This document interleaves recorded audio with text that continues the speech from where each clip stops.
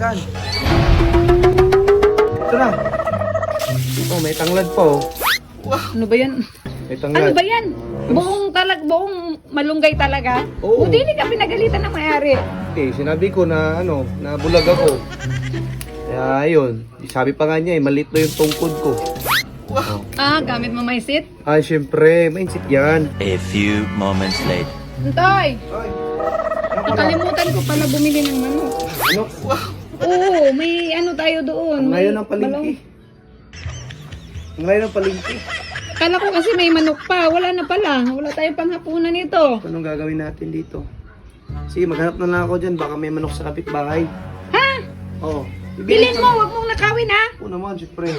Kala mo sa akin maghanap ako? Bilhin mo ha. Oo nga. Oo, alam mo naman utak mo eh. Sige, sige. Babalik ako. May manok akong dala. Ang hirap. Nasa malayo. Walang palengke. Pero may nakita kong manok kanina. Sana kaya yun? Bisaya yun. Masarap yun. Dong, guys. May nakita kayong manok? Toy, nasulubong namin yung manok kanina. Nandun, oh. Saan? Saan? Doon. Sige, salamat ha. Hanapin namin yung manok. Ano yung manok daw?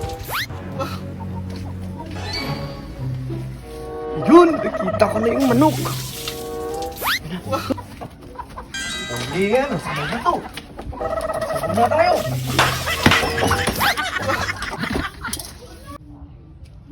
Lanok, may kalahat dyan. Bahala ka kung ayaw mong pauli. Lulutuin ka ng kalahat dyan, oh.